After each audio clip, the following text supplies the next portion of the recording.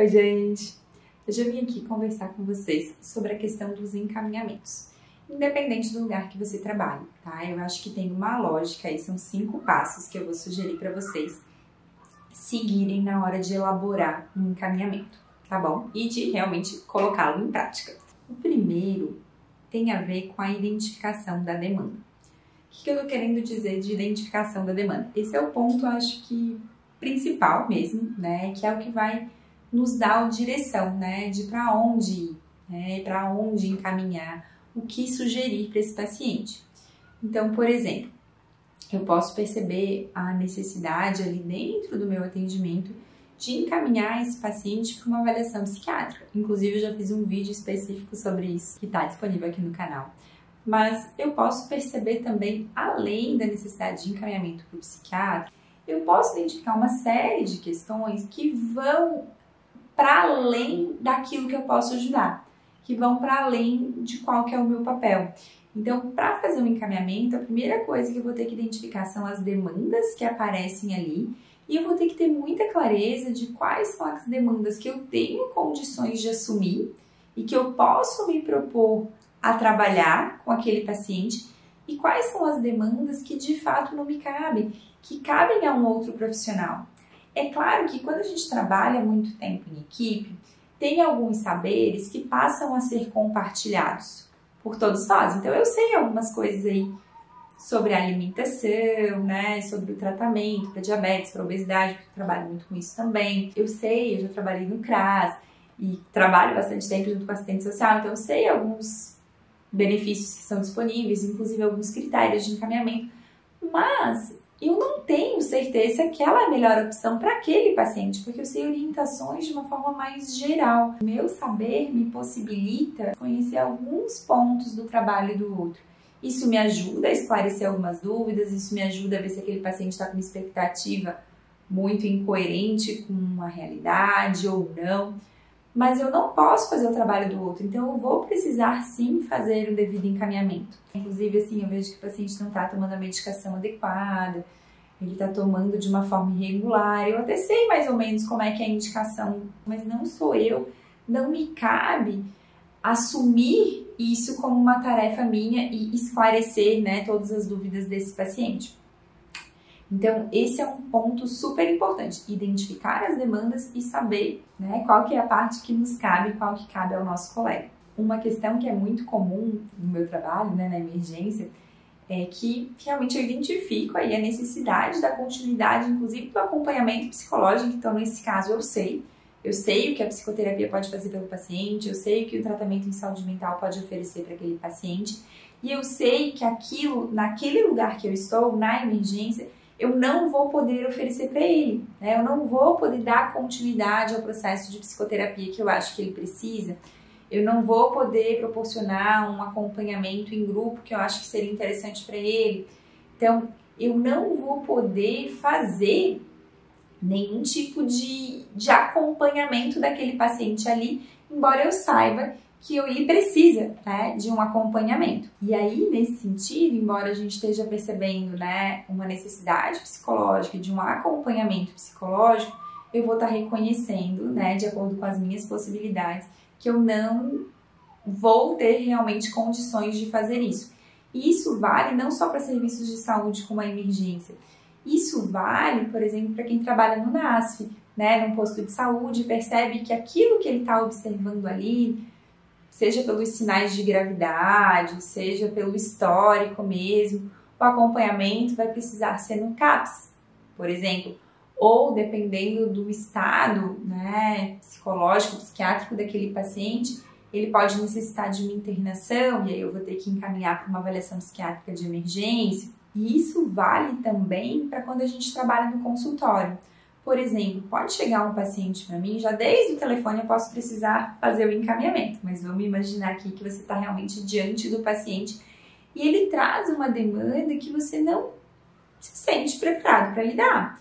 Por exemplo, o paciente vem agindo uma consulta com você e ele quer uma avaliação psicológica para cirurgia bariátrica. Você pode não ter experiência no tema, não ter condições nem interesse de buscar supervisão, de buscar aprofundamento teórico aí para fazer essa avaliação. Enfim, ou ele pode pedir, por exemplo, para fazer uma avaliação em relação à vasectomia, à laqueadura.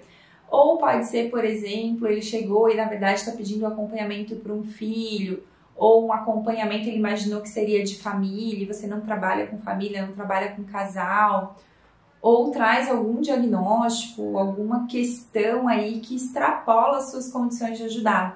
Então, nesses casos, você também vai precisar fazer um encaminhamento, você vai precisar perceber ali, então, qual que é a necessidade daquele paciente e compartilhar. Então, esse é o passo 2, é realmente compartilhar com o paciente o seu raciocínio.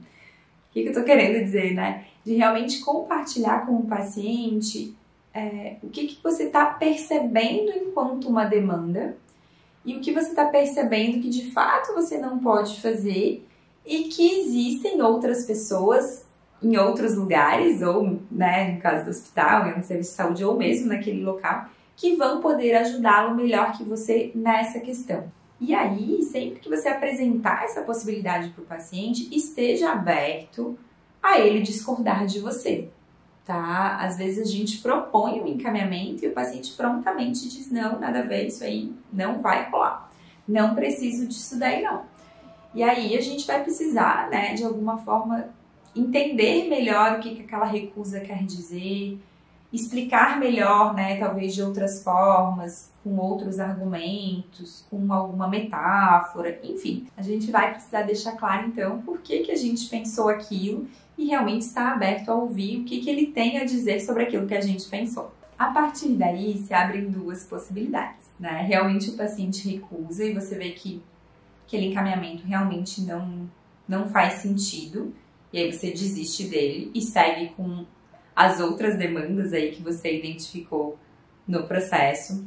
Ou você e o paciente concordam que aquela demanda existe, que você não vai ter condições de conduzir, né, da melhor forma, e concordam que uma outra pessoa vai poder fazer isso. E aí, nesse caso, vocês vão passar para o terceiro ponto, que é o de analisar as possibilidades que existem para que esse encaminhamento aconteça da melhor forma. E aí, para isso, tem alguns itens que não podem deixar de ser avaliados, tá? Então, por exemplo, um deles que é super importante, especialmente se você está trabalhando num serviço público, né? Você vai precisar pensar na rede de serviços que o município, né? Que o seu município aí, ou o município do paciente, como no meu caso, que eu atendo pacientes que vêm de outros lugares, o que existe lá disponível, né? Porque naquele exemplo, por exemplo, de que o paciente precisa de um acompanhamento psicológico e é um caso já mais agravado, de algum transtorno mental, com algum risco a mais, que realmente precisaria de um psiquiatra, de um acompanhamento psicológico. O CAPS, talvez, pensando na rede pública de saúde, na rede de atenção psicossocial, fosse uma boa escolha, né, na sua avaliação. E aí, lá não tem CAPS. Então, a gente também não pode fazer o que, infelizmente, muitos profissionais fazem, que é um encaminhamento automático, né? Você pensa em determinados critérios, sabe que existe determinado serviço e faz esse encaminhamento automaticamente. Já aconteceu muitas vezes lá no hospital, assim, infelizmente, de, por exemplo, a gente avaliar um paciente, a gente, eu digo, né, nós da psicologia, e o psiquiatra, por exemplo, também fazer a avaliação daquele paciente. E às vezes, né, na avaliação, aquele psiquiatra, aquele outro profissional, ou mesmo médico geral, identificou a necessidade de CAPS. E às vezes já fez até uma cartinha lá, em caminho ao CAPS. E quando você vai conversar novamente com o paciente, ou você já conversou e já tem acesso a essa informação de que CAPS não tem naquele município, que ele não é de Florianópolis. Que ele é, na verdade, enfim, agora não veio nenhuma cidade na cabeça, mas que ele é de uma outra cidade que não tem, né? Então, a gente não pode fazer esse encaminhamento automático. Vamos pensar que possibilidades que existem. Ah, mas a gente vai precisar saber todas as possibilidades de todos os municípios? Não. A gente pode consultar isso junto com o paciente durante o próprio atendimento, com acesso à internet. A gente pode perguntar para ele o que ele sabe que existe lá. A gente pode, né, pedir licença, inclusive dizer que, com base nessa demanda que foi identificada, você vai ir atrás das possibilidades e volta depois para conversar com ele. Essa, inclusive, era uma orientação que eu dizia bastante para estagiário quando estava trabalhando lá com a gente, né? que não tem que dar uma resposta ou propor alguma coisa com dúvida. É melhor esperar, é melhor sair, é melhor pedir licença, refletir, pensar, pesquisar, discutir com outras pessoas antes de fazer um encaminhamento. E aí, nesse ponto, a gente vai ter que pensar muito, assim, e aí, nesse sentido, aguentar um pouco o coração e as frustrações, que às vezes aquilo que é o ideal não é possível naquele local, né, ou para aquele paciente. Seja porque realmente não tem disponível, ou seja, porque os recursos do paciente não possibilitam o acesso àquele serviço. Por exemplo, lá no hospital que eu trabalho, a gente tem também um ambulatório para acompanhar os pacientes após a tentativa de suicídio. E às vezes eu vejo pacientes que tentaram suicídio e que têm indicação de continuar o acompanhamento psicológico e psicoterapia. E eu sei que, por exemplo, no município dele não tem CAPS, ou que CAPS talvez não se enquadre ao quadro dele ainda, porque ainda foi uma situação mais reativa, tem algum conflito, ele se beneficiaria muito de uma psicoterapia individual, uma psicoterapia de crise focada, né, no enfrentamento daquela situação específica. Então eu identifico que existe esse ambulatório que tem a ver com a necessidade daquele paciente, que seria uma boa opção. Mas quando eu vou avaliar as possibilidades com aquele paciente sobre esse local, no caso esse ambulatório, eu posso checar com ele que ele não tem condições de vir. Às vezes ele mora no município vizinho, seja por conta do transporte, às vezes não tem dinheiro para o ônibus para ir e voltar, ou, por exemplo, o horário que eu tenho disponível para oferecer é um horário do trabalho que não tem condições de faltar porque está no período de experiência, porque, enfim, sei lá, qualquer outra coisa. Então, além dos recursos da rede, a gente vai precisar olhar sempre para os recursos do paciente para acessar aquele serviço, aquela opção que a gente pensou, e aí às vezes realmente não vai ser o ideal e a gente vai ter que suportar, né, e atravessar isso aí. Um outro ponto que é importante também tem a ver com o vínculo e com o histórico que o paciente tem com esses serviços, com esses profissionais, com esses locais. Então, pensando, né, nesse exemplo que eu estou trazendo para vocês, de o paciente precisar continuar um acompanhamento psicológico, não vai ser possível no serviço que você trabalha, você vai precisar ver, às vezes, como é que ele se sente com a possibilidade de ir ao posto, com a possibilidade de ir no CAPS, ou com a possibilidade de ir no CRAS, ou no CREAS, ou no Conselho Tutelar, ou, enfim, em qualquer outro lugar que você avaliou ali junto com ele que seria interessante dele ir. Às vezes, ele já foi lá e teve uma experiência muito negativa. E às vezes essa experiência negativa já faz algum tempo, foi numa determinada situação, e aí com o próprio processo de reflexão, de ampliação ali, né, em relação ao que está acontecendo, às vezes o paciente pode dar uma chance aí, a gente consegue ressignificar algumas coisas e consegue reorientar, ou enfim, né, fazê-lo de alguma forma considerar aquilo que a priori ele rejeitou, né. Mas muitas vezes a experiência foi super recente, às vezes o paciente tentou ir no posto de saúde essa semana e não conseguiu, se sentiu mal atendido, se sentiu ignorado, se sentiu, enfim, né, não ficou satisfeito com aquele lugar. Ou, por exemplo, já ouviu falar que o psicólogo não guarda sigilo, ou que fulano já foi, especialmente em cidades pequenas, às vezes tem um pouco essa questão, sabe, de ir com um profissional, um psicólogo, um psiquiatra do próprio posto de saúde. Às vezes as pessoas também têm muito a crença de que aquele serviço não funciona, que nem vale a pena tentar de novo. E a gente vai precisar considerar essas questões com o paciente. Não, como eu disse, não passivamente, no sentido de que ele só diz que não e a gente diz que não, então, mas também realmente tentando trabalhar alguns pontos, e quando não é possível, realmente eu trabalho de uma forma assim, que parte do princípio da franqueza com o paciente mesmo, de poder dizer, olha, eu entendo, né, realmente não tô entendendo que foi difícil, que não foi uma experiência legal para você, mas infelizmente, pensando na rede pública de saúde, o posto de saúde precisa ser vinculado ao seu local de residência, né? E aí lá tem a equipe, se é esse profissional, a gente não vai conseguir mudar algumas questões, e eu realmente expresso isso para o paciente. Expresso, inclusive, a minha preocupação, né? Que eu entendo isso, mas eu entendo que mais do que aquele profissional, ele está precisando de determinado X tipo de ajuda. E aí, né? E coloca o paciente para pensar junto. Será que ele tem uma outra ideia? Porque aí é muito interessante a gente confiar também nessa potência do paciente, né? De considerar outras possibilidades. Porque muitas vezes ele diz, mas no meu bairro tem uma clínica que é social, que os preços são mais baratos da consulta médica, ou da consulta com nutricionista, ou com psicólogo, ou com fono, sei lá com quem, né? Você estava prevendo o encaminhamento. Às vezes diz, mas eu morava antes na casa da minha mãe, de repente se eu tentar ir lá no posto dela, dar um endereço, enfim.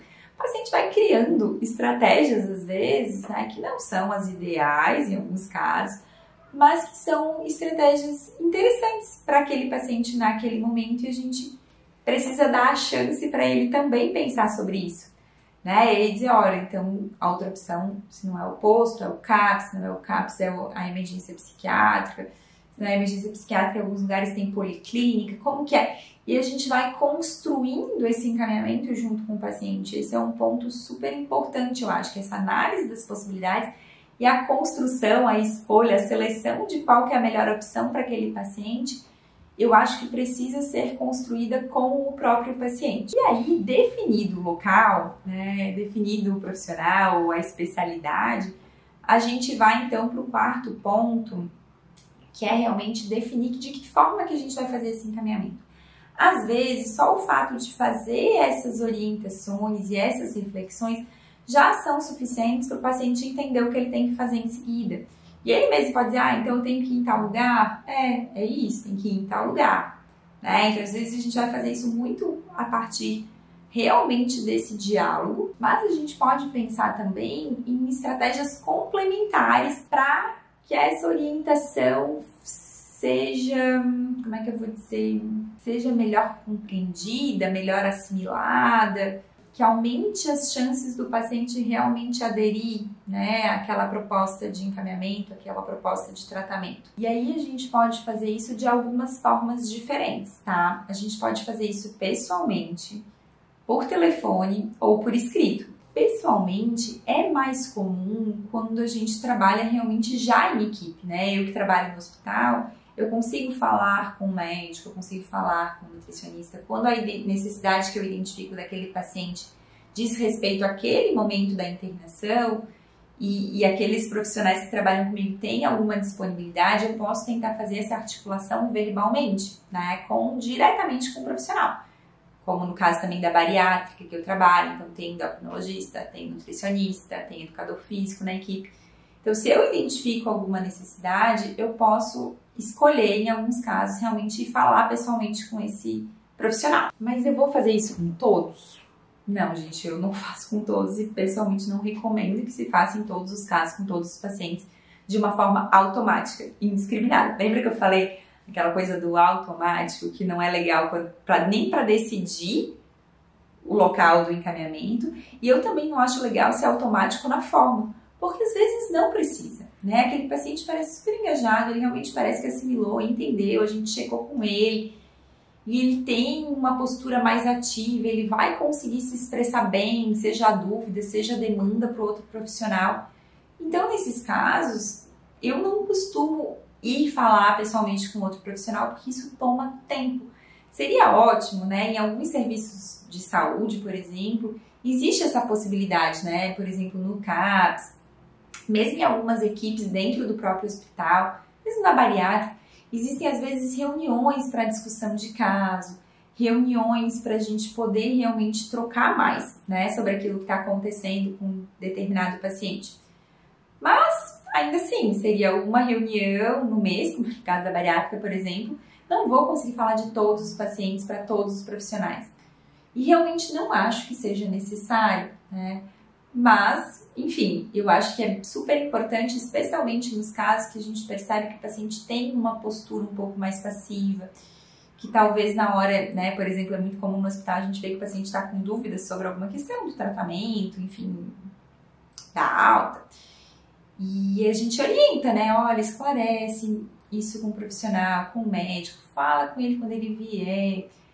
Não sei, por que você não sabe? Qual que você acha que é difícil, né? O que acontece com você? O que você sente? O que você pensa? Enfim, a gente vai tentando trabalhar isso e continua incentivando, mas às vezes é importante realmente a gente chegar no profissional e dizer assim, olha, esse paciente ele não está conseguindo entender, eu sei que você está indo lá, que você está falando, que você está explicando e ele parece que entende, mas no fundo ele não está entendendo e ele sente vergonha de esclarecer as dúvidas, ele se sente constrangido.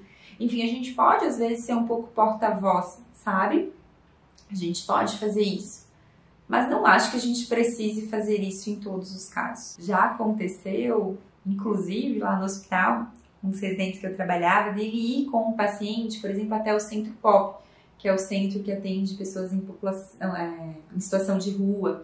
Já aconteceu de ir junto no CAPS, no encaminhamento que foi super complicado, de uma paciente que a gente acompanhou bastante tempo, inclusive nesse ambulatório, né, pós-tentativa de suicídio, e ela tinha um vínculo bem fragilizado com o CAPS, mas seria importante ela continuar o tratamento lá, porque a gente não poderia acompanhá-la indefinidamente, era um caso mais crônico mesmo, que ia precisar de um acompanhamento de longo prazo, e aí ele foi junto para fazer o primeiro atendimento com o profissional lá. Então, tem situações que vale a pena a gente investir o nosso tempo e a nossa energia para fazer esse contato pessoalizado, mas a gente realmente tem que conseguir avaliar aí essas nuances. E sempre que for fazer, gente, um encaminhamento pessoal, um dia eu ainda vou fazer um vídeo mais especificamente sobre isso. Mas assim, né, sempre se apresentem, falem de uma forma concisa, apresentem apenas as informações que são relevantes que aquele outro profissional saiba, né? Cuidado com o sigilo, não falem mais do que precisa. Sempre avisem o paciente que vão falar com outro profissional sobre determinada situação que está acontecendo com ele.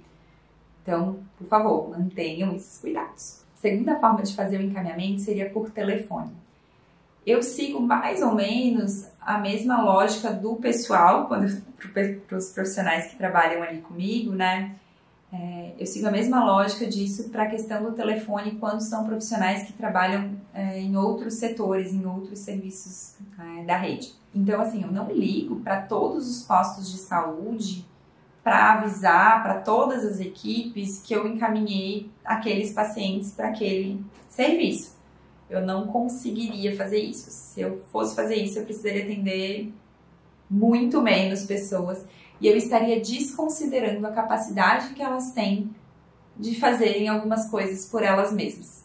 Então isso é um ponto também, né? Não é só porque eu não tenho tempo, mas é porque eu realmente acredito que algumas pessoas têm plena condição de fazer isso e de arcar com as consequências, né? Se não fizerem, se não seguirem. Claro que se o caso é mais complexo, se eu percebo alguma situação de risco, nesses casos eu considero realmente fazer o contato, seja pessoalmente, seja por telefone. Mas, pessoalmente não é possível, né? Em todos os casos, então, use o telefone. Aí, gente, em relação ao telefone, um cuidado especial que eu acho que a gente tem que ter ainda maior é em relação ao sigilo das informações. Cuidado com o que vocês ficam mandando por áudio, por WhatsApp, especialmente assim, nome dos pacientes, né? Situações que digam muito da individualidade daquele paciente. Lembrem-se que áudios, mensagens de texto são facilmente encaminhadas, facilmente printadas, facilmente, enfim, repassadas adiante. Aí a gente perde um pouco o controle, né? Claro que se a gente fala para alguém por telefone e daqui um pouco essa pessoa conta para outra pessoa, enfim, né? Aí a gente também não tem muito o que fazer.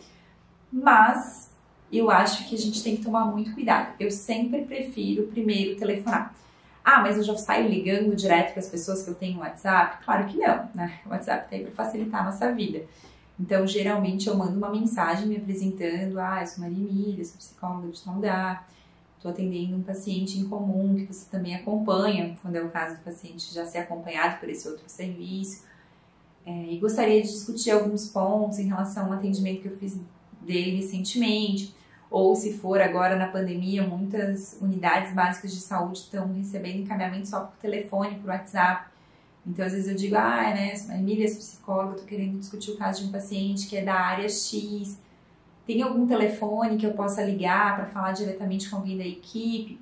Então, eu sempre peço, né, e proponho primeiro que a gente possa fazer o contato falado, né? mas às vezes não, só por WhatsApp, ou não, tem que ser por e-mail, ou não, tem que ser, enfim, aí também depende muito do fluxo de serviço das instituições. E aí sempre que vocês forem fazer isso, né, tentem tomar muito mais cuidado com essas questões do sigilo, tá? E aí considerem lá na nossa regulamentação, né, do CFP, quais são os critérios que a gente tem que usar para elaborar os documentos, se precisar de algum relatório, especialmente os serviços da assistência social, muitas vezes pedem relatórios, né, CRAS, CREAS, às vezes os conselhos tutelares.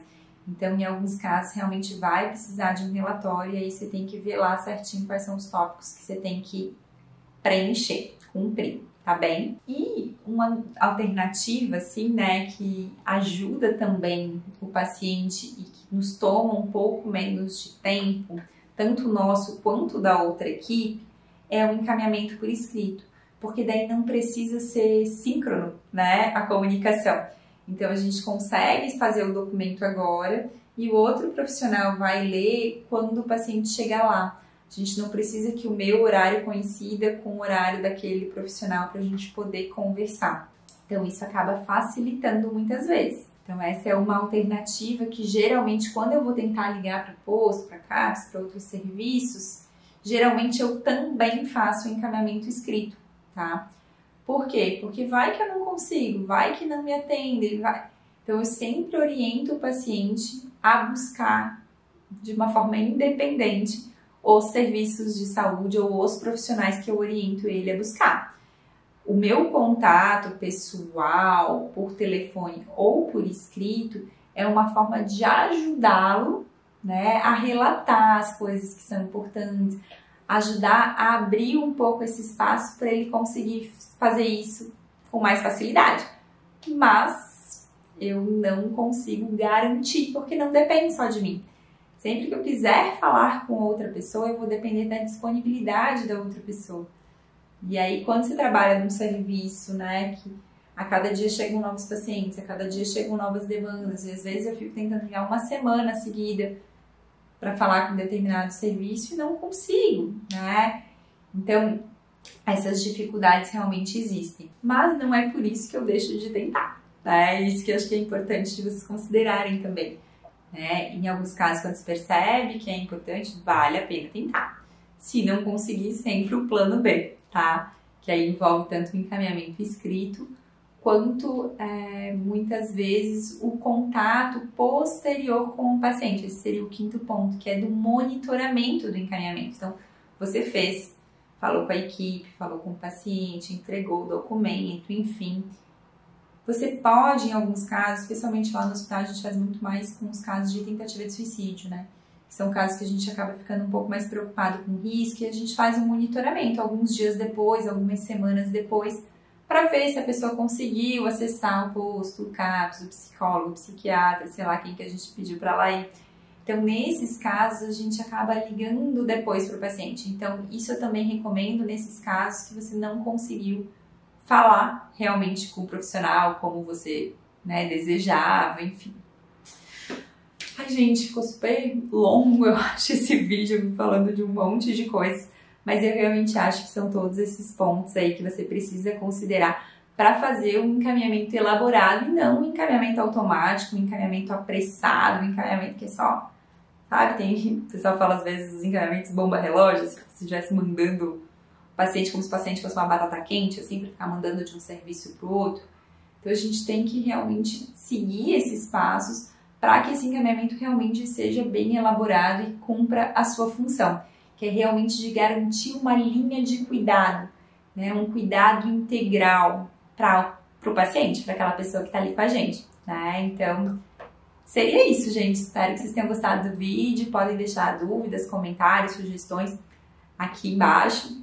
Se gostaram, não esqueçam de curtir aí e se inscrever no canal para receber os próximos conteúdos. Tá bom, gente? Tchau, tchau!